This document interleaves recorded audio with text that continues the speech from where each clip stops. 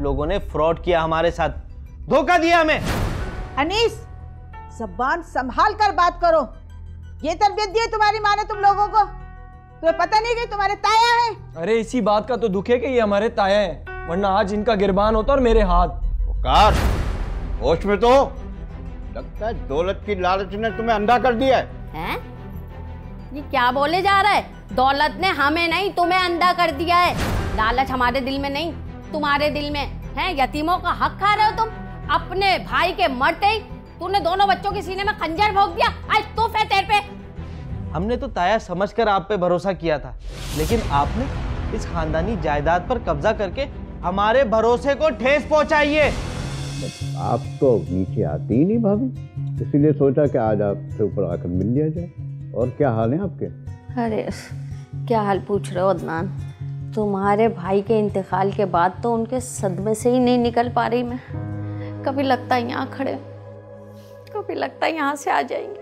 सदमा तो मुझे भी बहुत है भाभी, लेकिन अब क्या करें, मरने वालों के साथ मरा तो नहीं जाता ना। ये तो तुम ठीक कह रहे हो। अगर तुम दोनों नहीं होते तो आज मेरा क्या होता। बहुत एहसान है तुम लोगों का मेरे ऊपर। अरे इसमें एहसान की क्या बात है, ये तो हमारा फ़र्ज़ है। और आप परेशान मत हुआ करें, जब भी आपका दिल घबराए मेरे पास नीचे आ जाया करें। बिल्कुल हीना, बिल्कुल ठीक कह रही है भाई, मुश्किल वक्त में अपने ही तो काम आते हैं ना। अल्लाह तुम दोनों को खुश रखे, सलामत रहो तुम दोनों। अरे अदनान, इतने दिनों के बाद तुम दोनों ऊपर आए हो, गोभी गोश्त पकाए खा के जाना। नहीं नहीं नहीं नहीं, आप बैठें।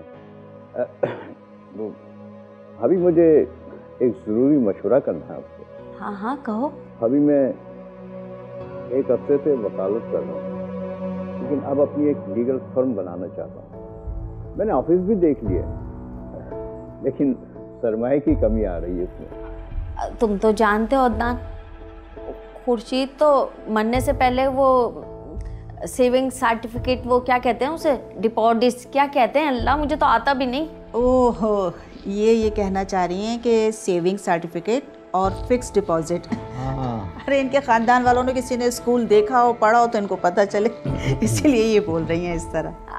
हाँ हाँ, जो हिना कह रही है ना वही मैं कहना चाह रही हूँ, मुंह पे ही नहीं आ रहा। सही कह रही है ये। अरे वो कुछ मेरे जेवर हैं, उन्हें भेज दो। अरे नहीं नहीं, ये कैसी बातें कर रही हैं आप? हमें कुछ नहीं चाहिए।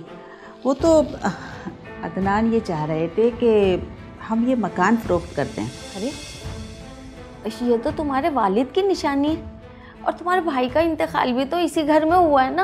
हाँ भाभी, ये तो आप सही कह रही हैं। इस घर से बड़ी यादें वाबस्ता हैं, लेकिन अब ये इलाका रहने के काबिल नहीं रहा। रोज़ाना चोरियाँ डकैतियाँ रोज़ का मामूल बन गई हैं, और फिर मुल्क के हालात ऐसे हो गए हैं कि लोगों में कुव्वत खरीद ख़त्म हो गई है, तो प्रॉपर्टी की कीमत भी रोज़ ब रोज़ गिर रही है। अरे अभी तो 50 लाख मिल भी रहे हैं, उसके बाद तो 25 लाख भी नहीं मिलेंगे। और फिर हम लोगों की फैमिली है कितनी, आगे पीछे तो कोई है नहीं। जो होगा वो आपके बच्चों का होगा, 2 हम हैं 3 आप हैं। मैं तो कह रही थी कि अगर स्कीम के तहत कोई फ्लैट मिल जाए तो फिर हम लोग वहाँ शिफ्ट हो जाएंगे। ये बरखुरदार हैं कहाँ दोनों? अरे खुर्शीद के मरने के बाद तो तुम्हें पूरा इख्तियार है, जो चाहे सो करो। अभी मुझे इख्तियार नहीं, आपकी इजाज़त चाहिए। भाई आधा हिस्सा तो हमारा है, लेकिन आधा आपका, अनीस का और वकार का है। तो इसी वजह से तो इतने ज़्यादा हिस्सेदारों की वजह से मकान फ़रोख्त करने में मुश्किल पेश आ रही है। हाँ। और कीमत भी कम लग रही है। तो फिर क्या किया जाए?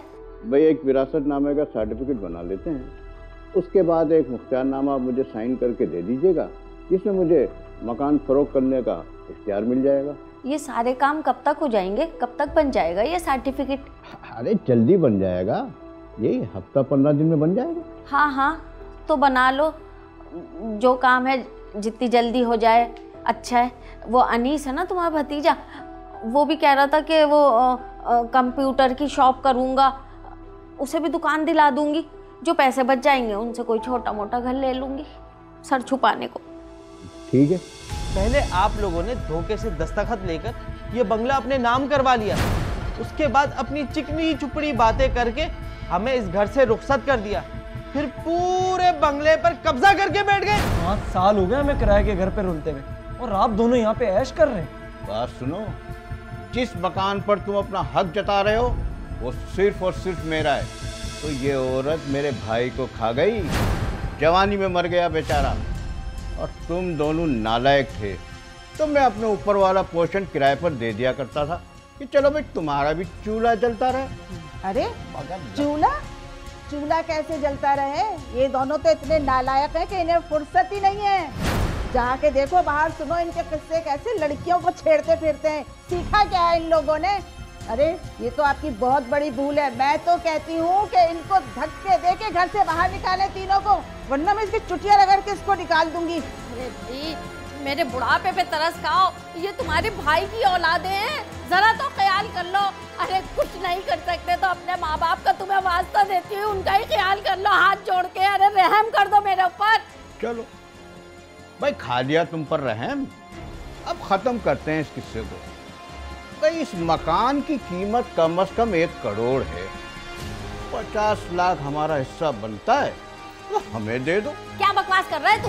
मैं अपने ही घर को खरीदूंगी, तुझे हिस्सा दूंगी? आई ना औलाद ना कुछ, तेरी क्या कब्र में लेके जाएगा? तो और कौन से दिन देखोगी? हैं, हम अपना हिस्सा भी ना लें और तुम्हारी बातें भी सुन लें कि बे औलाद हैं, ये हैं वो हैं। तुम्हें अल्लाह ने औलाद दे दी ना, शुक्र अदा करो।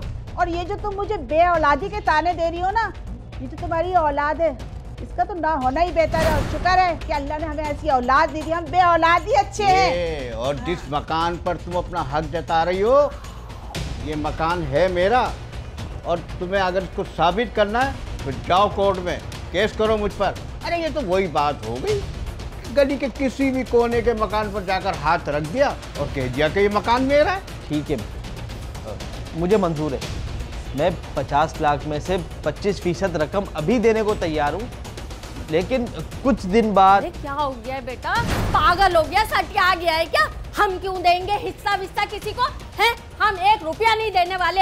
ये नहीं मंजूर है मुझे, कतई नहीं। चलो तुम घर पे, मैं तुम्हें ये समझा के लाई थी कि तू इनकी बातों को मंजूरी में तब्दील करेगा। है नहीं भाई, मुझे कोई मंजूर नहीं है, कुछ भी मंजूर नहीं है। तुम तो रही जाहिल के जाहिल, और वैसे भी कभी जाहिल औरत से तो अकल की तवक्को ही नहीं रखनी चाहिए। मैं तो कहती हूँ इनको रास्ता दिखाएं, यहाँ से निकले। दरवाजा तो मालूम है ना कहाँ है बाहर का।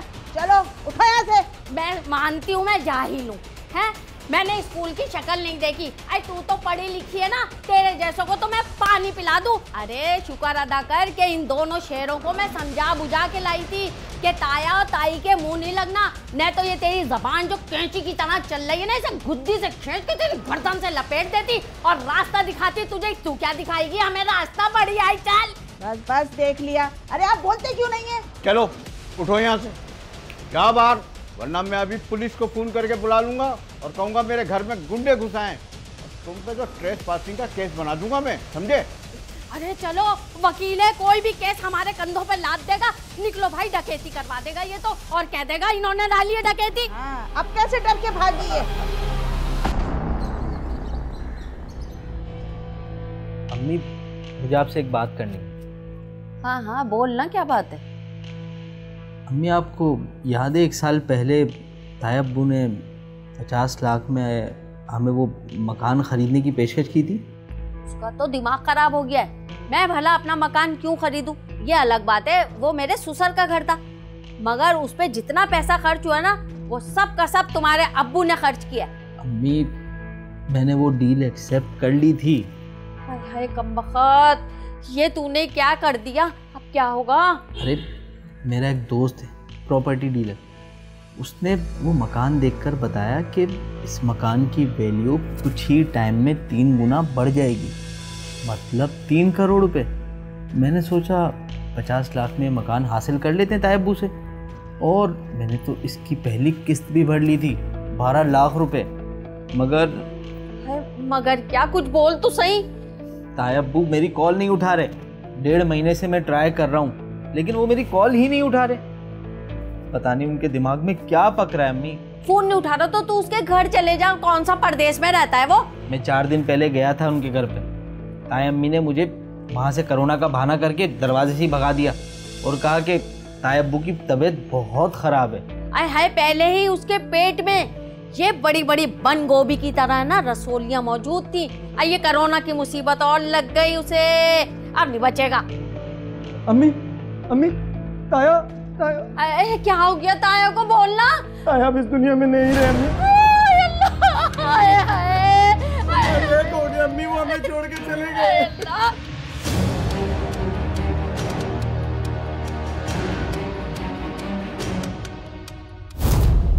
ताज़ीरात पाकिस्तान की दफ़ा 413 के तहत कब्जा की हुई जायदाद की खरीदो फरोख्त की पादाश में उम्र कैद या 10 साल तक कैद और जुर्माने की सज़ा हो सकती है।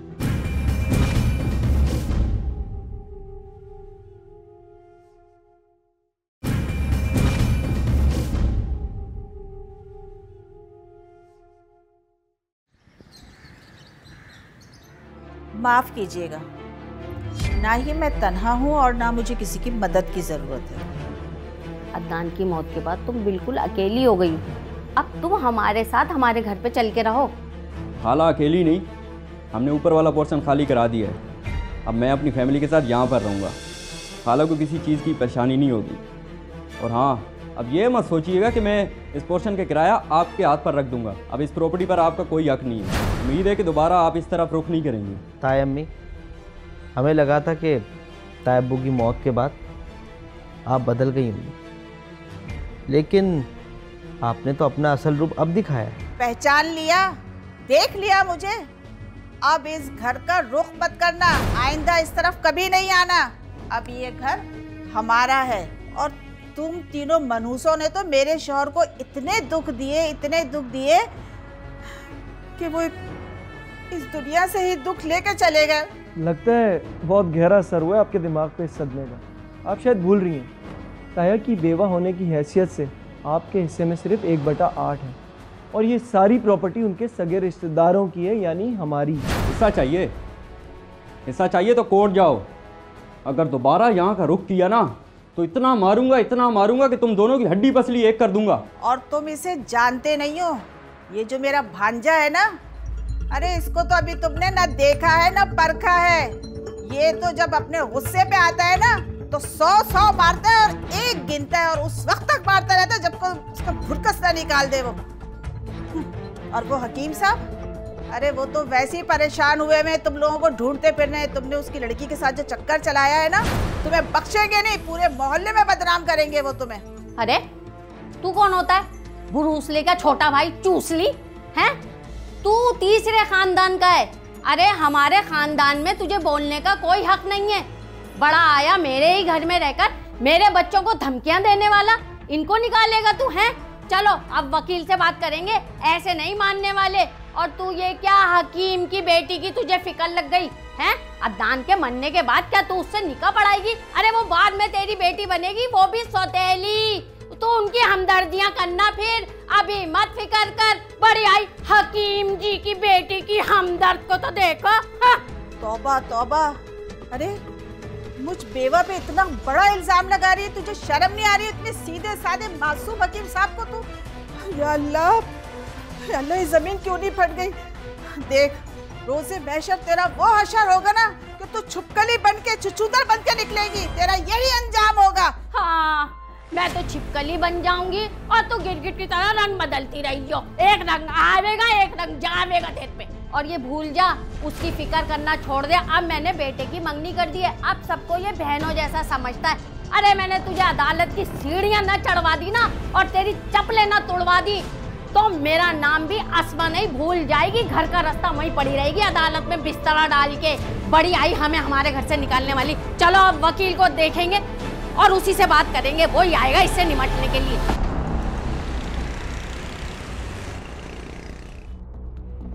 मुझे हैरत इस बात की है कि आपने बिना सोचे समझे या मशवरा किए बगैर इस पर दस्तखत कैसे कर दी? इन कागजात के मुताबिक कुल्ली तौर पर तमाम इख्तियारात जायदाद के देवर के नाम कर दिए और खुद इससे दस्तबरदार हो गए। लेकिन हमने तो उन पे भरोसा किया था, हमें क्या पता था कि उनका खून सफेद हो जाएगा। क्या ये माहिदा मंसूख नहीं हो सकता? देखें, इस मुआहदे को 6 साल का अरसा गुजर चुका है और इसको कैंसिल कराने की डिमांड कोर्ट रद्द कर देगा। तो अब हम और क्या करें? हाथ पे हाथ धरे बैठे रहे। खुशकिस्मती से आप लोगों को कुछ करने की ज़रूरत नहीं है, क्योंकि आपके ताया की कोई औलाद ही नहीं है, इसलिए उनके भतीजे यानी आप लोग उनकी प्रॉपर्टी के हकदार हैं। और ताया अम्मी का क्या होगा? वो मरहूम की बेवा की हैसियत से 1/8 के हिस्सेदार हो। लेकिन वो तो उस घर पे अपनी मिल्कियत का हक जता रही है। अरे उनके कहने से क्या होता है? आप अपने मकान का एड्रेस दें, मैं फाइल निकलवाता हूँ और फिर उसके जायजे के बाद फिर आपसे रब्ता करूँगा। वकील साहब, इस घर की फाइल। जी।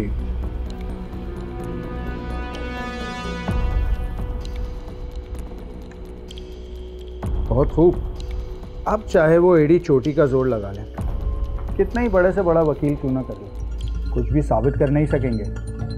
इन कागजात के मुताबिक इस करोड़ सवा करोड़ की प्रॉपर्टी की मालिक सिर्फ और सिर्फ आप हैं। लेकिन अगर वकील साहब वो लोग दोबारा आ गए तो? देखिए, अव्वल तो आपकी धमकी के बाद वो अब यहाँ पे आएंगे, और अगर आ भी गए तो तो मैं उनको ये फाइल दिखा दूंगी। अरे नहीं नहीं, ये आप कैसी बातें कर रही हैं?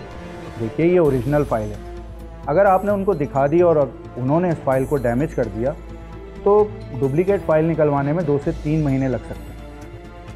मेरा मशवरा है आपको कि आप इस फाइल को बैंक के लॉकर में रखें। इस तरह से ये फाइल सेफ रहेगी। उसामा, बिल्कुल सही मशवरा दिया है वकील साहब ने। कह तो ठीक रहे वकील साहब। चलें, अब मुझे इजाज़त दीजिए। अरे इतनी जल्दी भी क्या है, करेले कीमा बनाया है मैंने, खाकर जाइएगा। नहीं, आज तो मैं थोड़ा जल्दी में हूँ, फिर इंशाल्लाह किसी दिन। ये फाइल आप। शुक्रिया, अल्लाह हाफिज़। खुदा हाफिज़।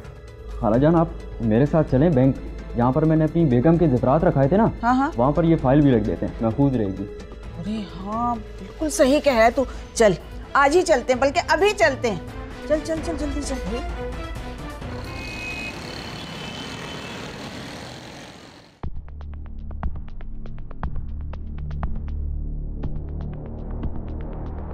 अस्सलाम वालेकुम वकील साहब, कैसे हैं आप? क्या खबर है? खबर क्या है अनीस मियाँ, आपके लिए अच्छी खबर नहीं है। बहुत बड़ा धोखा हुआ है आपके साथ। मैं कुछ समझा नहीं। अब क्या हुआ? जो होना था वो 6 माह पहले हो चुका है अनीस मियाँ। 6 माह पहले आपके ताया ने अपना मकान अपनी बीवी यानी हिना बेगम को फरोख्त कर दिया था। फरोख्त कर दिया? इसका क्या मतलब है? मैं कुछ समझा नहीं। मतलब ये कि आपके ताया के वारिस की हैसियत से इस मकान में जो आपका हिस्सा था उससे आप हाथ धो बैठे, क्योंकि अब वो मकान आपके ताया का नहीं है बल्कि आपकी ताई की मिल्कियत में है। तायबू ऐसा कैसे कर सकते हैं? हाथ हो गई बेशर्मी की। वकील साहब, मैं आपसे बाद में बात करता हूँ। हेलो हेलो हेलो अनीस मियाँ,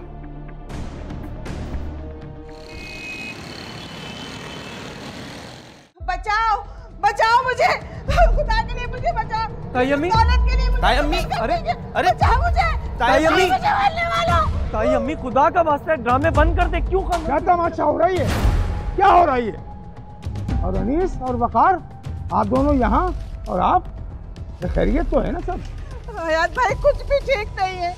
ये लोग मुझे घर से बेघर करना चाहते हैं, मुझ बेवा को घर से निकाल रहे हैं। अरे इनको अपनी ताई का भी ख्याल नहीं, इनका तो खून सफेद हो गया। मैं ये क्या सुन रहा हूँ? बेटे, तुम्हारे वालिद साहब एक इज्जतदार इंसान थे, अपनी इन हरकतों से अपने वालिद का नाम बदनाम नहीं करो। अंकल, ये झूठ बोल रही हैं। इन्होंने धोखे से ये घर अपने नाम करवाया और इतने साल से हमें हमारे घर से महरूम कर दिया है, और ये ड्रामा कर रही है। ये जुल्म तो उन्होंने किया हम पर। पहले 6 साल तक हमारे तायबू इस घर पे कब्जा करके बैठे रहे, और अब ये हमसे ये घर हड़पना चाहती हैं। इन्होंने धोखे से ये दस्तखत करवा के हमारा घर अपने नाम करवा लिया। नहीं, मैं बिल्कुल ठीक कह रही हूँ। मैंने अपने शौहर को कोई धोखा नहीं दिया। मैंने तो 25 लाख रुपए दे के मकान खरीदा था। 25 लाख? ये झूठ बोल रही है, ड्रामा कर रही है। नहीं, मैं झूठ नहीं बोल रही हूँ, मैं सच बोल रही हूँ, सच बोल रही हूँ। अदनान के ऊपर बहुत कर्जा था और वो ये मकान बेचना चाहते थे। मैंने अपनी 30 सालों सेविंग की हुई रकम उनको दी, और वो जानते थे कि वो ये रकम मुझे वापस नहीं कर सकते, और उन्होंने ये मकान मेरे नाम कर दिया। 25 लाख? क्या बकवास कर रही हैं आप? झूठ बोल रही है। क्या तुम भूल गए हो? ये शरीफों का महल्ला है। यहाँ शोर मत मचाओ। अंकल, हम कोई तमाशा नहीं लगाने हैं, हमें हमारा हक दिला दें। ये ड्रामे कर रही हैं, झूठ बोल रही हैं ये। देखो बेटा, तो अब ये लीगल मैटर है। अगर इस मकान पे आपका हक है, आप केस फाइल करें और वकील के जरिए मामला को हल करें। मगर आइंदा अगर यहाँ पे आके शोर मचाया तो मुझसे बुरा कोई नहीं होगा, समझे? ताई अम्मी, खुदा के वास्ते सच बता दें। अंकल, हम इनको यहाँ से निकालने नहीं आए थे, बल्कि मैं और भाई तो इनसे बात करने आए थे। जाए भाभी, आप अंदर जाए, जाइए प्लीज अंदर जाइए।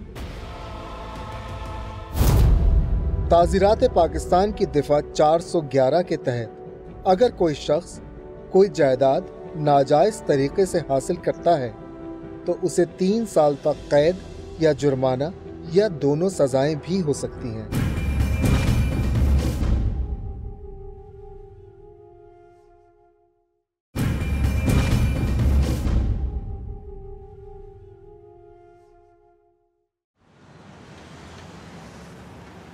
वकील साहब, परसों पेशी है। अम्मी शायद ना आ सकें, उनकी तबीयत ज़रा ख़राब है। नहीं, उनके आने की ज़रूरत भी नहीं है। और यूँ भी पहली पेशी है, दूसरी तरफ से भी उनका वकील ही पेश होगा। सर, मैंने सुना है इस तरह के केसेस में बरसों लग जाते हैं। आपने सही सुना है। कुछ केसेस में शवाहिद का हुसूल आसान नहीं होता। वकील अभी डिलेइंग टैक्टिक्स का इस्तेमाल करते हैं। हमारे केस में भी दस्तयाब कागजात मुखालिफ पार्टी के हक में जाते हैं। तो इसमें हमारे जीत के क्या इम्कानात हैं? अभी कुछ कहना क़ब्ल इस वक्त है। पहले मरहले में हमें ये देखना होगा कि आपकी ताई ने जो मकान खरीदने का दावा किया है वो किस हद तक दुरुस्त है। वकील साहब, ये सरासर झूठ है। उनके पास इतना पैसा कहाँ से आएगा? उल्टा तायब्बू मेरे 12 लाख रुपए खा गए। अम्मी ने ठीक ही कहा था कि उनसे इस किस्म की कोई डील ना करना। डील? आप किस डील की बात कर रहे हैं? पहले तो आपने मुझे इस बारे में कुछ नहीं बताया। सर, मैं आपको क्या क्या बता दूं। सब कुछ इतना जल्दबाजी में हुआ कि मुझे कुछ सोचने का मौका ही नहीं मिला। अनीस, हमें सोच समझकर कदम आगे बढ़ाने होंगे। आप मुझे तफसील से बताएं कि ये मामला क्या है। सर, 1 साल पहले तायब्बू ने हमें पेशकश की थी कि हम उन्हें उनके हिस्से के पैसे दे दें और वो हमें मकान का कब्ज़ा दे देंगे, लेकिन अम्मी उसके ख़िलाफ़ थी। मैंने और वक़ार ने सोचा कि ये अच्छा मौका है, इससे फ़ायदा उठाया जाए। वक़ार, इससे अच्छा मौका नहीं मिलेगा। उस एरिया में प्रॉपर्टी की कीमत दिन ब दिन बढ़ रही है। आज जो मकान 1 करोड़ का है ना, 1 साल बाद 3 करोड़ का होगा मेरे भाई। और तायब्बू ने कितनी डिमांड की है? सिर्फ और सिर्फ 50 लाख। 50 लाख? आप तो ऐसे बोल रहे हैं जैसे 50 लाख कोई मामूली रकम हो। इतने पैसे हम लाएंगे कहाँ से? मेरे पास कुछ पैसे रखेंगे, तो 50 लाख में से 25% रकम अदा करके मकान अपने नाम करवा लूँगा। बाकी की जो रकम है कॉन्ट्रैक्ट में लिखवा लेंगे। बाकी की रकम अदा होने के बाद तायब्बू उस घर की पोजीशन हमें दे दें। क्या हम तायब्बू पे भरोसा कर सकते हैं? और अम्मी को क्या जवाब देंगे? यार मेरे भाई, एक बार मुआहदा हो गया ना, तायब्बू उस मुआहदे पे अमल करने के पाबंद हो जाएंगे। और जहाँ तक अम्मी का सवाल है, अम्मी को कुछ मत बताना भाई अभी। अनीस भाई, आप शायद भूल रहे हैं, तायब्बू वकील हैं और 1 नंबर के लालची इंसान है वो। मुझे तो ये घी ना सीधी उंगली से निकलता हुआ नज़र नहीं आ रहा। फिर मैंने तायब्बू को कॉल करके उनको अपने इरादे से आगाह किया। तायब्बू भी राज़ी थे और हम उनसे उनके घर पे मिले। लो जी, हो गए दस्तखत। या ये सोने का अंडा देने वाली मुर्गी कोड़ियों के मोल दे रहा हूँ आपको। अब तो खुश हो ना? ऐसा करके आपने हमारे ऊपर कोई एहसान नहीं किया। वैसे भी इतने साल हक तलफी की है हमारी, धोखा दिया हमें। वक़ार मेरे भाई, ये वक्त गिला शिकवा करने का थोड़ी ना है। तायब्बू, ये लीजिए आपका 12 लाख का चेक। अरे वाह, कई, ढाई, सैकड़ा, हजार, 10,000, लाख, भाई पूरे 12 लाख का है माशाल्लाह। लेकिन बकाया 38 लाख वो भी मिल जाएंगे आपको।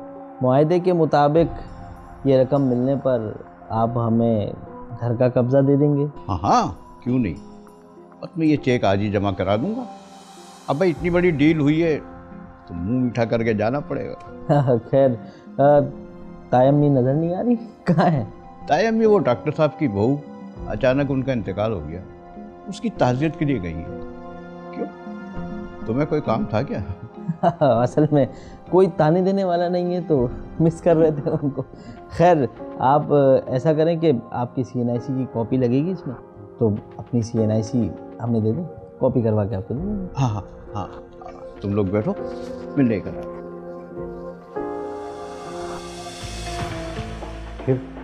फिर उसके बाद क्या हुआ? और फिर उस डील के बाद मुझे इत्मीनान हो गया कि अब सब कुछ ठीक हो जाएगा।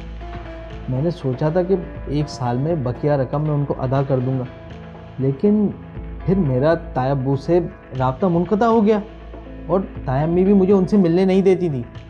अचानक से फिर खबर आई कि तायब्बू का इंतकाल हो गया। अच्छा, वो पेपर्स कहाँ हैं? क्या मजिस्ट्रेट से उसकी तौसीक कराई थी? सर, मेरा एक दोस्त प्रॉपर्टी डीलर, उसने मुझे वो मकान के कागजात बनवा के दिए थे, लेकिन फिर तायब्बू भी नहीं रहे और मकान भी हाथ से गया और 12 लाख भी डूब गए। नहीं, हमें इतनी जल्दी मायूस नहीं होना चाहिए। ये बताइए कि आपके ताया का अकाउंट किस बैंक में है? जी, मैं आपको बताता हूँ।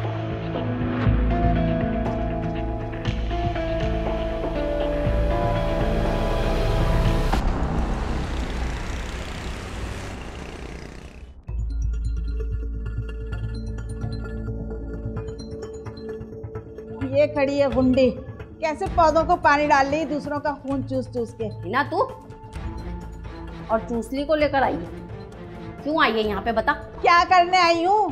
गैरत दिलाने आई हूँ। बेगैरत खानदान की, तेरे पास तो गैरत नाम की कोई चीज ही नहीं है। अरे भूल गई वो वक्त है जब तू बेवा हुई थी, तेरा शौहर मरा, किसने साथ दिया? मैं तेरे साथ खड़ी रही, कदम कदम पे साथ रखा मैंने तुझे और तेरे बच्चों को, ये सिला दिया। अरे चूल्हा भी हमारी वजह से जला। और तूने क्यों किया? अपनी असलियत दिखा दी ना, कटोरे में लाके खड़ा कर दिया मुझे। जंग भी तूने शुरू की है, मेरी वजह से शुरू नहीं हुई। और ये क्या कह रही है, मैंने बुलाया है? तू खुद ही मटकती थिरकती चूसली को लेकर आई है मेरे घर। जा दफा हो यहाँ से, निकल। अच्छा, हमने शुरुआत की थी ना इसकी, तो अब याद रखना, इसे अंजाम तक भी हम ही पहुँचाएंगे। ओहो, बड़ा आया मेरे घर में खड़े होके मुझे धमकियां दे रहा है। मैं धमकियों से डरने वाली नहीं हूँ, किसे डरा रहा है तू? है धमकी मत समझना इसे। जिन बेटों पर तुम्हें इतना गुरूर है ना, कल उन्हीं के नसीब पर रोगी, याद रखना। और उनके बदनसीबी का वक्त तो शुरू हो चुका है। कहाँ है मैं दोनों? सामने लाओ उन्हें। अच्छा, उन्हें सामने लाऊं? बेटा, अगर वो होते ना तो तू अपने पैरों पे नहीं खड़ा होता, कंधों पे जा रहा होता। हाँ, गिनती गिनना शुरू कर दो। कोई चूड़ियां नहीं पहनी हुई है इसने, सब तारे गिनवा देगा वो दिन में। बड़ी आई, अभी तो मैं जा रही हूँ, लेकिन मैं छोड़ूंगी नहीं, बदला जरूर लूंगी तुमसे, देखना। कहाँ जा रही है? रुक जा। खाला को हाथ भी लगाया ना, मैं भूल जाऊंगा कि तुम औरत हो। अच्छा, तू तो भूल जाएगा कि मैं औरत हूँ, मगर चूसली मैं तो क्या कर रहा? चल दफा यहाँ से, दफा हो जा, दफा। मैं तो पूरी पानी की टंकी बहा दूंगी तेरे ऊपर। भाग यहाँ से। बड़ा आया मुझे धमकियां देने वाला। हाँ? अस्मा को पहचाना नहीं है अभी इसने। मुझे मेरा दिमाग खराब कर दिया है। हटा। माफ़ कीजिएगा वकील साहब, मैं इस मामले में आपकी कोई मदद नहीं कर सकता। खुर्शीद और अदनान दोनों ही मेरे दोस्त थे और मैं किसी एक की तरफदारी नहीं कर सकता। हयात साहब, मैं आपसे सच की तरफदारी की दरख्वास्त कर रहा हूँ। आप एक बाकिरदार इंसान हैं, मुआशरे में आप काबिल तकलीद मिसाल हैं। अगर आप इस सच का साथ नहीं देंगे तो कौन देगा? खुर्शीद के ख़ानदान के साथ जो कुछ हुआ गलत हुआ, मगर मैं क्या कर सकता था? अदनान ने तमाम कानूनी तकाज़े पूरे किए थे और अब अगर हिना ये दावा कर रही है कि उसने अपने शौहर से ही मकान ख़रीदा था, तो मैं समझता हूँ कि उसके पास कोई ना कोई सबूत तो होगा इसका। बिल्कुल होना चाहिए, लेकिन उनके पास हर दावे का सबूत मौजूद नहीं है। मैं कुछ समझा नहीं वकील साहब। क्या हिना बेगम ने ये दावा किया था कि उन्होंने अपने शौहर से 25 लाख के एवज़ ये मकान ख़रीदा है? जी बिल्कुल, मेरे सामने कहा था और बल्कि महल्ले की खवातीन से भी कहा था, खुद मेरी बेगम से भी तस्करा किया था। क्या आप ये बात अदालत में बता सकते हैं? अगर इससे खुर्शीद के अहले खाना को हक मिल सकता है तो क्यों नहीं, ज़रूर। मगर सवाल ये है कि इससे हासिल क्या होगा? इसका अंदाज़ा तो पेशी के बाद होगा। ताज़ीरात पाकिस्तान की दिफा 315 के तहत अगर कोई शख्स इरादतन किसी हथियार या किसी फेल से किसी को जिस्मानी या जहनी नुकसान पहुंचाए जो इसकी मौत का सबब बने तो उसे कत्ल शुबे अम्द का मुर्तकिब करार दिया जाएगा, जिसकी सजा 14 साल तक हो सकती है।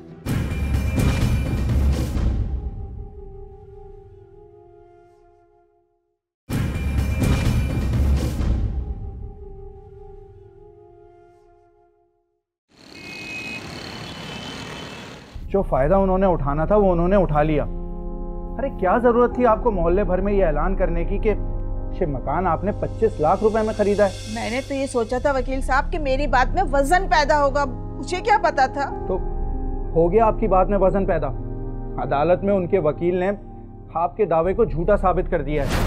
आपका केस क्या कमजोर होगा, मेरी तो अपनी साख दाव पे लग गई है। आपने ये सारे हकायक मुझसे क्यों छुपाए?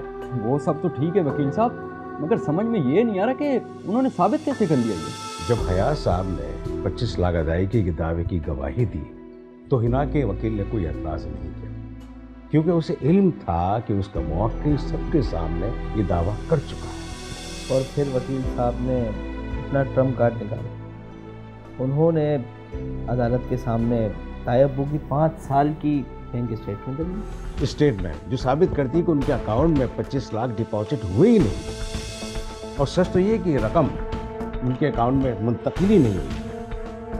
ये सब दावा झूठा था और मकान की फरोख्त एक महज कहानी थी। दुनिया के सामने एक दिन सच को आना था और वो आ गया।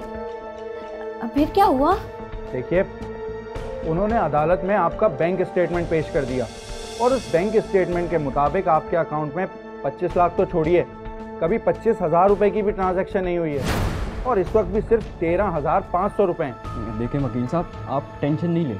आप अगली पेशी पर कह दीजिएगा कि खाला जान की ज़बान फिसल गई थी, और वैसे भी जो कुछ हुए वो ज़बानी कलामी हुए ना, किसी कागज़ पर दस्तखत थोड़ी लिए थे। जी बिल्कुल बिल्कुल, मैं टेंशन ना लूँ। अगर मैं आपके मशवरे पे चला ना तो मुझे लगता है मेरा वकालत का लाइसेंस ही कैंसिल हो जाएगा। देखिए, बेशक उनके पास कागज़ मौजूद नहीं है, मगर उनके पास एक ऐसा कागज़ मौजूद है जिस पे आपके शौहर के दस्तखत हैं और उस कागज़ की रूह से वो ये मकान फरोख्त कर चुके हैं। कैसा कागज़? ये तो अब अगली पेशी पे ही पता चलेगा कैसा कागज़। यह है वो डॉक्यूमेंट जो साबित करता है कि अदनान अहमद ने अनीस अहमद को 50 लाख में मकान फरोख्त कर दिया था और 12 लाख वसूल कर भी लिए थे। ये डॉक्यूमेंट हमारी सच्चाई साबित करेगा। मगर ताया तो अब इस दुनिया में रहे नहीं। वो ना रहें, लेकिन इस मायदे की कानूनी हैसियत बरकरार है, क्योंकि उन्होंने मालिक मकान की हैसियत से ये मकान फरोख्त किया था और बैंक स्टेटमेंट 12 लाख की रकम उनके अकाउंट में मुंतकिली साबित करती है। और जो ताए अम्मी का मकान फरोख्त करने का मामला, उसका क्या होगा? देखिए, 25 लाख अदायगी का दावा गलत साबित होने पर वो मामला मशकूक हो गया और उस डॉक्यूमेंट की मौजूदगी में अब ये फौजरी के ज़िम्मे में आता है। एक प्रॉपर्टी को जो फरोख्त हो गई है दोबारा फरोख्त करना जुर्म है। तो क्या वकील साहब, अदालत हमारे हक में फैसला सुना देगी? बिल्कुल बिल्कुल, अदालत बहाल कर देगी इस मुआहदे को। उसके बाद आप 38 लाख अदा करके मकान पे कब्जा हासिल कर सकते हैं। अल्लाह आपको सलामत रखे। अगर ऐसा हो गया ना तो एक माँ के दिल से आपके लिए बहुत दुआएं निकलेंगी। काश कि ऐसा हो जाए। अम्मी, आप तो वैसे ही इस मुआहदे के खिलाफ थे। अगर मैं मुआहदा ना करता तो हमारा केस बहुत कमज़ोर होता। ऐसे मौके पर अपनी वालिदा को नीचा नहीं दिखाना चाहिए। ये खातून है, घरेलू खातून है, इनको क्या पता कि मामला क्या होता है। और हाँ, अगली पेशी पर डिक्री आ जाएगी। और जो खाला जान की आप वसीयतनामा बना रहे थे, जिसके बाद खाला के बाद ये मकान मेरा हो जाएगा, उसका क्या हुआ? वसीयत बरखुरदार, पहले ये मकान को आप होने तो दो। अभी तो इस मकान का केस चल रहा है और ये मकान आपका साबित ही नहीं हुआ। जब ये मकान आपका साबित होगा मिल्कियत, उसके बाद ही तो वसीयत बनेगी। आप लोगों ने मुझे बड़ी परेशानी में डाल दिया। हर चीज़ आपने मुझसे छुपाई। मेरी तो साख मुतासर हो गई आपके इस केस की वजह से। मैं चलता हूँ जी। वकील साहब। अरे खाला जान, आप परेशान नहीं हो। खारत करे उस मनूज अस्मा को, इसने तो हमें कहीं का नहीं छोड़ा। लगता है मुझे रोड पे लाके डाल देगी ये। पता नहीं किस उस पे फूल रही है वो इतना। देखना, अल्लाह उसे एक ना एक दिन जरूर दिखाएगा। जो मेरे साथ उन लोगों ने किया है ना, मुझ बेवा पे भी रहम नहीं आ रहा। या अल्लाह तू पूछ, मैंने तो तेरे हवाले कर दिया सब कुछ। वकला के दलाइल और पेश करदा शवाहिद की रोशनी में अदालत इस नतीजे पर पहुंची है कि अदनान और उसकी बेवा हिना बेगम के दरमियान होने वाला मुआहदा कानून के मुनाफी है। अदनान अहमद एक तयशुदा मुआहदे पर नया मुआहदा करने का मजाज नहीं था, लिहाजा यह अदालत अनीस और अदनान के दरमियान होने वाले पहले मुआहदे को बहाल करते हुए दरख्वास्त गुजार को हुक्म देती है कि मुआहदे के तहत जो रकम बनती है वो अदनान की बेवा को अदा करके मकान का कब्जा हासिल कर सकता है। अदालत बर्खास्त की जाती है। ताया अम्मी, कोर्ट की डिग्री आ गई है और तायब और हमारे बीच जो मुआहदा तय हुआ था उसके मुताबिक हमने आपको 38 लाख रुपए देने। तो ये रहा आपका 38 लाख रुपए का पे ऑर्डर। 12 लाख हम उनको ऑलरेडी दे चुके। ये लीजिए, कल आपको हमारे साथ रजिस्ट्री ऑफिस चलना होगा ताकि इस घर की मिल्कियत आप हमारे नाम कर सकें। जब दहलीज ही ना रही तो धन की क्या हैसियत रह जाती है। ये तो आपको पहले सोचना चाहिए था, जब आप हमारे सर से छत छीन रही थी। ठीक कहा बेटा, लेकिन इसमें मैं अकेली कसूरवार नहीं थी, तुम्हारी माँ का भी कसूर। अब जो हुआ सो हुआ।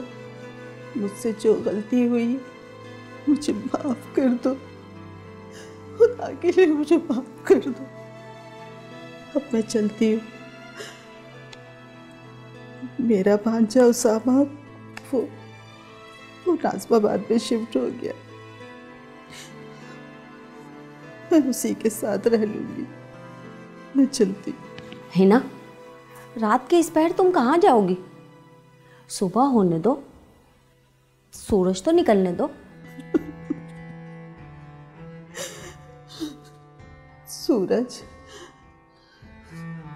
सूरज निकल भी आया तो क्या होगा?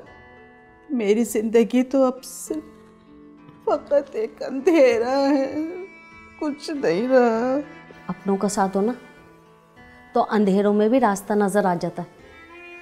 मैंने तुम्हें माफ कर दी। अब तो यहीं रहो मेरे साथ, हमारे साथ।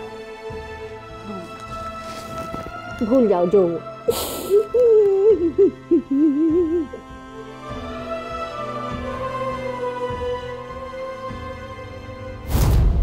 अगर आप भी कोर्ट नंबर 5 में कोई केस पेश करना चाहते हैं तो हमें ईमेल करें court5@sama.tv।